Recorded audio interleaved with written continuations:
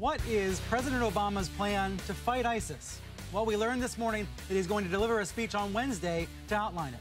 My question in the meantime is, does President Obama have any fans left? His strategy, or his lack of strategy, in dealing with the terror group has been blasted by all sides, including by many, many media types. So what is a presidential press secretary to do?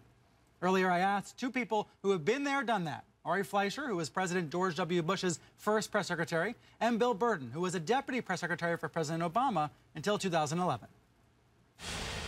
Ari, do you feel any sympathy for the present administration as they fend off what certainly feel to me not just to be attacks from Republicans, but also from many Democrats and from the news media about their handling of this situation? Well, professionally I do. Ideologically I don't. But there's no question. What the White House is going through now is brutal on the staff. Anytime the staff has to pick up one of these and follow the president around, they're in big trouble. And the part where the president said we don't have a strategy yet, which was a terrible statement, and then his multiple contradictory statements in Estonia about Syria and about whether or not our goal was to degrade, destroy, or just manage ISIS, it all puts the staff in a terrible follow-up situation where they really cannot have good answers because the boss didn't give them the right things to say. Bill, did you have to carry around a broom when you were working at the White House? Well, in the modern age, we use different tools to clean up messes. But look, no matter however you slice it, you know, if the president could get those words back, I'm sure that he would state them a little bit differently. It was clearly a little bit of a misfire. But what's more important than the words and whether or not the president misspeaks, which, you know, Ari can talk about presidents who misspeak and having to go back and clean up their words.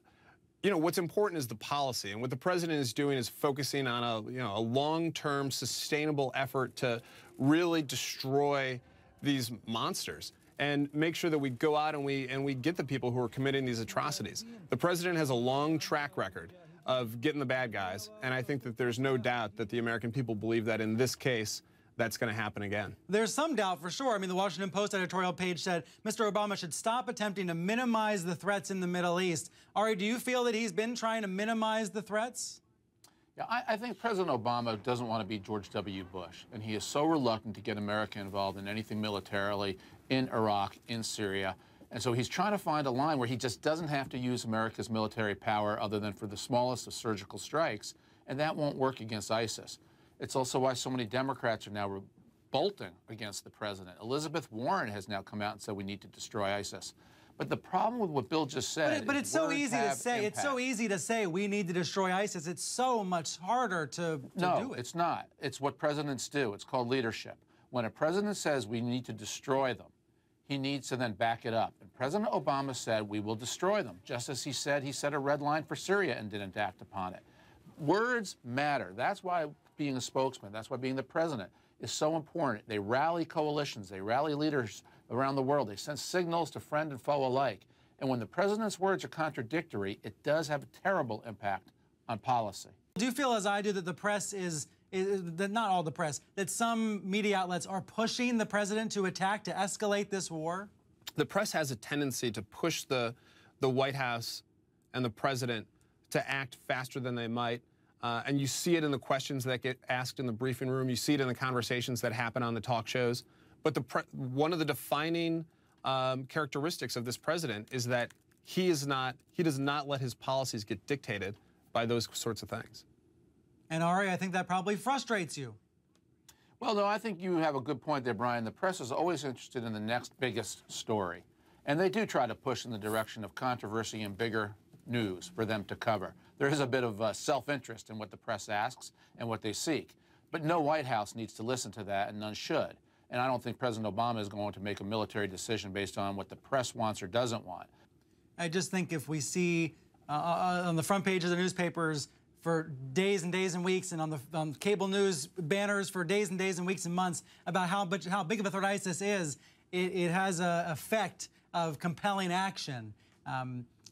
I've forgotten about the times weeks ago where we were talking about immigration in this country or about race relations in this country, because stories seem to come and go so quickly nowadays. And that's something that I would think every White House has to contend with. I do think that in the modern media, and this has been the case for maybe a decade, news spikes up with so much drama, much more than it used to, and then it comes right back down again, and the press goes on to the next spike. It's as if everything has to be a driver of the news and everything has to be a lead story, as opposed to there are multiple stories going on at one time, and they can go up and down in relevance, but they all remain important. The press just hypes whatever is hottest. You know, before Iraq, I know that there was a really big drumbeat leading into that. I don't think that that necessarily forced President Bush's hand. I think that there was a plan to do that regardless. But you do feel this drumbeat, and you do also have this ebb and flow of big issues all the time. They seem like they're the biggest issues on earth, and then they just go away. But I do have to point out, in the case of ISIS, there is a legitimacy to heavy coverage here. When you have the Attorney General talk about what a threat they are to the homeland, when you have the Secretary of Defense talk about what a severe threat they are to the United States, administration officials armed with expertise and intelligence have made newsworthy statements, and certainly the two beheadings, of course, those are going to get covered. Right. So, you know, there is a legitimacy to the coverage, but it does push administrations in certain directions. But again, it's the job of the administration to be sober and make the best judgment, regardless of the press coverage. Ari Fleischer and Bill Burton, thanks both for joining me. Thanks, Brian.